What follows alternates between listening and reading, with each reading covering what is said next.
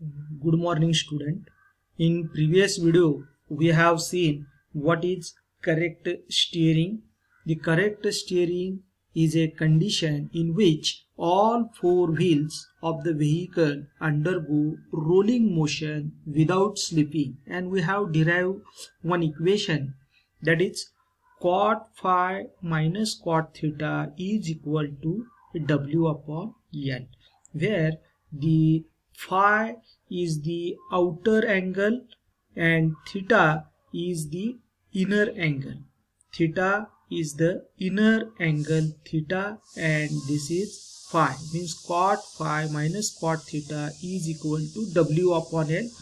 W is a track length and or width, track width, and L is the wheel base of length. Okay, and this we have seen here because the wheel is rolling as well as translatory or motion moving ahead, and at the same time all the wheel should rotate about this instantaneous center. All the wheels axis should pass to this center and they should fulfill these conditions for correct steering. Okay, now we have also seen what is Ackerman steering mechanism. Okay, here first it is used for correct steering. Okay, in this case we are using a mechanism. 4 chains are there, 4 bar mechanism, or 4 chains are there, 4 links are there. First is a front axle, which is a fixed link, and one more link is parallel to this front axle, and this link and front axle link, these both are unequal, and apart from that there are 2 links which is having same length. Okay, here I am showing this small length, and these 4 links will helps for correct steering. Okay, how? Just see, for correct steering it is expected that the inner wheel should have more angle as compared to outer wheel. Okay, and this condition and all these points should go through the same instantaneous center. Okay, just we will see. First condition is, in order the wheels may roll freely without slip, it is necessary that all move about a common center. Okay, the center will be in line on a line drawn through the rear axle, and the rear axle line drawn from the centers of the front wheels intersect. Okay, here it's shown from the front wheels you have to pass a line, and from the rear axle you have to pass a line. All these meet at a common point, and this is the instantaneous center through which the vehicle will turn or rotate. Okay, this is the inner radius and this is the outer radius, outer wheel, outer curve. Here we are showing, and this is the turning.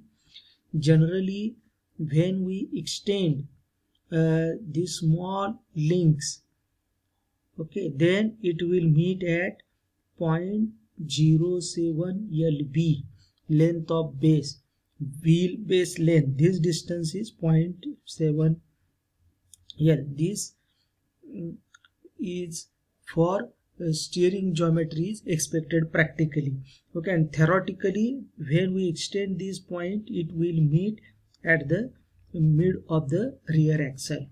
Okay, so the next thing is to achieve this common center, the inner wheel must turn through a greater angle, as I already told you, through a greater angle than outer. The difference in movement of the inner and outer wheel is obtained by inclining the track rod arms.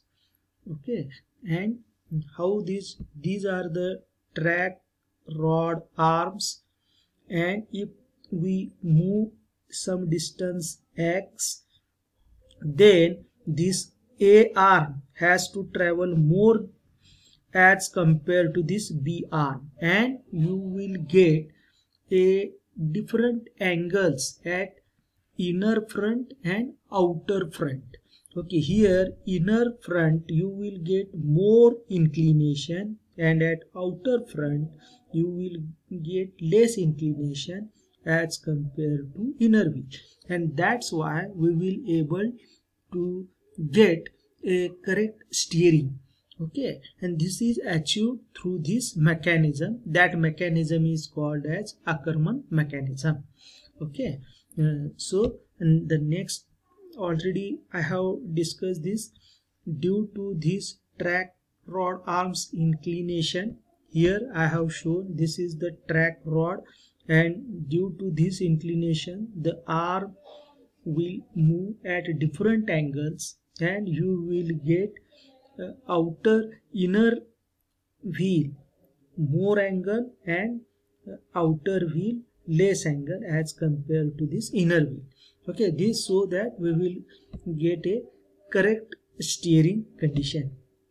Okay, here I have discussed, as well as the inclination of the track rod arm is such that the lines drawn through them intersect theoretically at the center of the rear axle. Okay, here I have shown theoretically if we connect it, it should intersect at the center of the rear axle. This is one more condition, and Ackerman's principle or linkage can be applied if the track rod is placed in the front of the axle. Okay, means Ackerman's steering principle or steering mechanism is always placed in the front of the axle. Okay, in practice, free rolling is not obtained in all positions of the wheels. It is an interesting geometric problem to draw a system in series of positions from lock to lock, when we will be found that it is only correct in a straight ahead position and in position on each lock. Means what you have to do, you have here some dimensions are fixed. Okay, for example, wheelbase length is fixed, the track length is fixed, and you have to obtain the what will be the when you turn the right, then what maximum radius of inner wheel and maximum radius at outer wheel you have to calculate at maximum angle. Okay, and as well as when you are turning to the right side, at that time you have to calculate the inner radius and outer radius. Okay, and after that you will decide what is the locking condition. Okay, you will able to calculate. Okay, this we should not go here in detail. Okay, only thing you have to remember how the construction is and how it is working. Okay, and how you are going to calculate the some mathematical treatment we will see later. At this point only you remember some concept, something. The important thing is we should remember that in Ackerman steering there we need a pure rolling at all the four wheels, and to satisfy these conditions, especially for the front two wheels, the inner wheel should have more angle as compared to outer wheel, and these two different angles can be achieved with the help of Ackerman steering mechanism. Okay, it should satisfy the correct steering principle. I think we have understood this a very important part, and after that we will see the wheel alignment. Okay, I think we will discuss wheel alignment in next video because it requires some time. I think once again I will repeat what we have discussed in this small video. First, I have discussed the correct steering principle. What is the condition? Cot phi minus cot theta is equal to W upon L. Cot phi is the outer angle, outer wheels angle made by the stub axle to the outer wheel, and theta is the angle made by inner wheel. Okay, here cot phi minus cot theta is equal to W upon L. How it is calculated we have discussed in our previous videos, and as after that we have seen the steering mechanism. Okay, four links are there. Two are unequal length and two are equal length. Unequal length are parallel to each other, one is fixed, and this track rod is moving, due to which it is possible to get angles of that wheel, different angles we will able to get. Here we have seen this shown by geometry, and we have seen the instantaneous center, how it is achieved.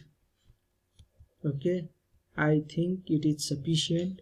Now in next video we will discuss what is wheel alignment.